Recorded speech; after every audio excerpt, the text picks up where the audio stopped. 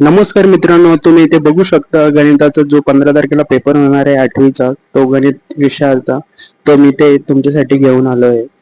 तर त्याच्यानंतर तुम्ही बघू शकता इथे काही तोंडी आकृती प्रश्न दिले आहेत. ते तुम्ही स्वतः स्टॉप करून रीड करा. कॅमेऱ्याची क्लॅरिटी वाढवा तर तुम्हाला स्पष्ट दिसेल.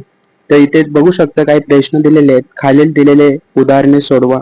आपल्याला ते अंक दिलेत ते अक्षरामध्ये लिहायचे आहेत. अ आणि ब ते तुम्ही स्वतः स्टॉप करून व्हिडिओ बघा. जर मी असं प्रत्येक प्रश्न वाचून दाखवला तर खूप टाइम जाईल. त्याच्यासाठी मी फास्टमध्ये व्हिडिओ बनवतोय. ते तुम्ही स्टॉप करून करा. एका आता दुसरा प्रश्न बघू शकता. एका गावाची एकूण लोकसंख्या 17,770 आहे. त्यापैकी हे प्रश्न सोडवायचे. शाब्दिक प्रश्न आहे. असे प्रश्न तुम्हाला पेपरमध्ये नक्की येणार आहेत. तर तुम्ही याची प्रॅक्टिस करा. सेम प्रश्न येऊ शकतात. फक्त एक अंक किंवा अक्षरे चेंज होऊ शकतात. तर तुम्ही ही प्रश्न बघू शकता. काही फळ विक्रेता 23 रुपये डझन याप्रमाणे 2,688 रुपयाला किती डझन केळी विकली असे प्रश्न येतील तुम्हाला. तर तुम्ही याची प्रॅक्टिस कराच तुम्ही. तुम्ही बघू शकता दुसरा प्रश्न. सहलीसाठी एक विद्यार्थ्याला 1,240 रुपये खर्च येतो तर 138 विद्यार्थ्यांना एकूण किती खर्च येईल?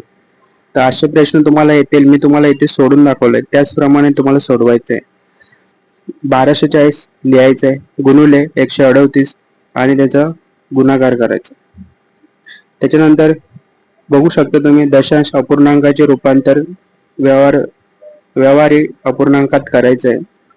12/10 आपण 6/5 असं उत्तर आहे. असेच प्रश्न तुम्हाला पेपरमध्ये बघायला भेटतील. प्रश्न क्रमांक 4 तुम्ही बघू शकता. शाब्दिक उदाहरण आहेत. तर असे प्रश्न तुम्हाला नक्की बघायला भेटतील. आपल्या चॅनलला सबस्क्राईब करा कारण असेच प्रश्नपत्रिका मी तुमच्यासाठी घेऊन येणार आहे.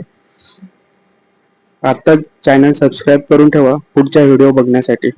कारण मी अशाच लोकांना व्हिडिओ सेंड करेल ज्यांनी आपलं चॅनल सबस्क्राईब करून ठेवलेलं आहे. बघू शकता नेक्स्ट प्रश्न तुमच्या समोर आलेला आहे.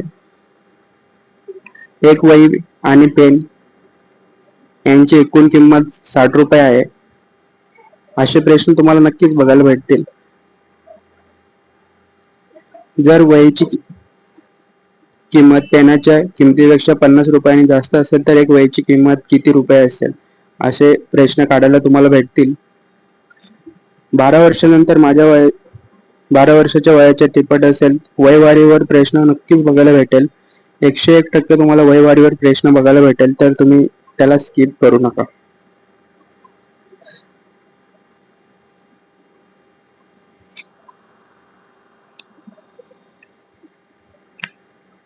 खालील दिलेले प्रश्न स्टॉप करून तुम्ही लिहा कारण मी प्रत्येक प्रश्न वाचला तर तुम्ही पण डिस्टर्ब होशाल आणि आपल्याकडे एवढा टाइम नाहीये.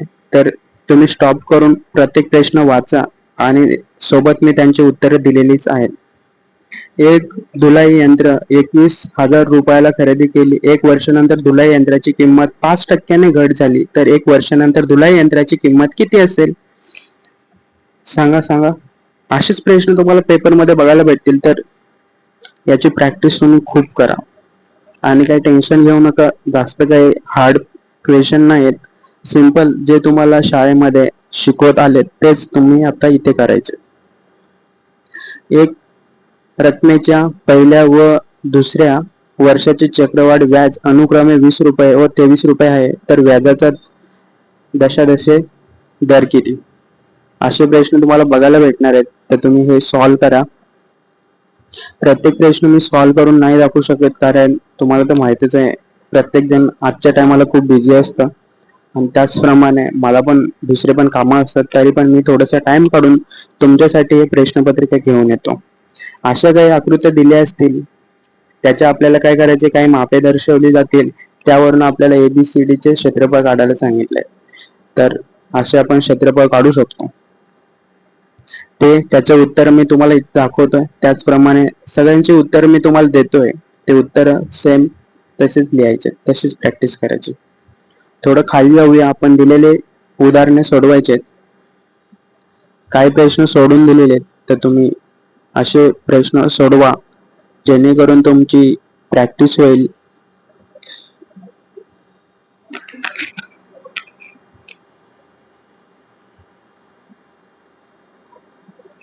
विद्यार्थी मित्रांनो, काही टेन्शन घेऊ नका, इझी पेपर येणार आहे, एवढं काही हार्ड नाही आहे. अशा आकृतीवर तर नक्कीच प्रश्न येतात आणि ते 4 मार्काला येतात, तर हे कोणी पण सोडू स्किप करू नका. याचं तिसरं आन्सर आहे.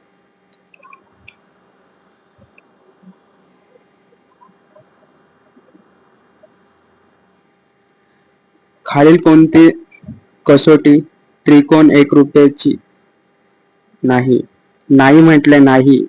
काही लोक अशी मिस्टेक करतात की आहे म्हणून ते आहेला टिक करतात, पण त्यांनी लास्टला नाही दिले. तर तुम्ही काळजीपूर्वक प्रश्न वाचा, कारण प्रश्न वाचलात तर तुम्हाला एक्झॅक्टली समजेल. अशी चूक करू नका, प्रॉपर प्रश्न वाचा. काय एवढा हार्ड नसतं, भरपूर टाइम आहे तुमच्याकडे. आकृती सोबतच्या आकृतीत दिलेले दोन्ही त्रिकोणी एकरूप घटक लिहा व कोणत्या कसोटीनुसार ते दोन्ही त्रिकोणी एकरूप आहेत.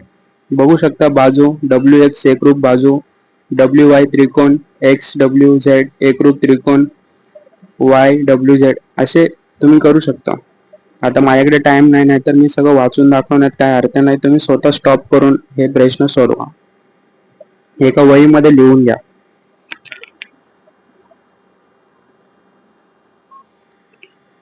हा जो प्रश्न आहे त्याचं उत्तर मी तुम्हाला देतोय, तर इथे स्क्रीनवर शो होईल, ते तुम्ही फटाफट तुमच्या वहीमध्ये स्टॉप करून लिहा किंवा मागे घेऊन तुम्ही ते प्रॉपर लिहून काढू शकता.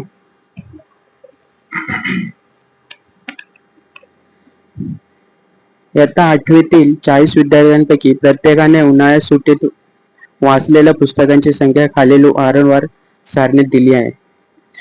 त्यावरून प्रत्येकाने वाचलेल्या पुस्तकांची संख्या मध्य काढण्यासाठी खालील तक्ता पूर्ण करा. असे तक्ते दिले जातील ते आपल्याला पूर्ण करायचे. पुस्तकांची संख्या X1, विद्यार्थ्यांची संख्या F1. तर असे मी तुम्हाला सोडून देतोय, तुम्ही ते प्रॉपर तुम्ही तुमच्या नोटबुक मध्ये लिहून घ्या, कारण सेम प्रश्न तुम्हाला बघायला भेटणार आहेत. आणि तुम्हाला विद्यार्थी मित्रांनो, आपल्या चॅनलला प्लीज सबस्क्राईब करा, कारण तुम्ही सबस्क्राईब केलं तर मला पण मोटिवेट भेटतं आणि मी तुमच्यासाठी नवीन व्हिडिओ घेऊन यायचा खूप प्रयत्न करेल, आणि ते पण ॲक्युरेट जे एक्झाम मध्ये विचारणार तेच प्रश्नपत्रिका मी तुमच्यासाठी घेऊन येईल. तर तुम्ही माझ्या चॅनलला म्हणजे आपल्या चॅनलला सबस्क्राईब करा, कारण नवीन व्हिडिओ तुम्हाला हवा असेल तर चॅनल सबस्क्राईब करून ठेवा. बघू शकता, हे सिम्प्लिफिकेशनचं गणित आहे.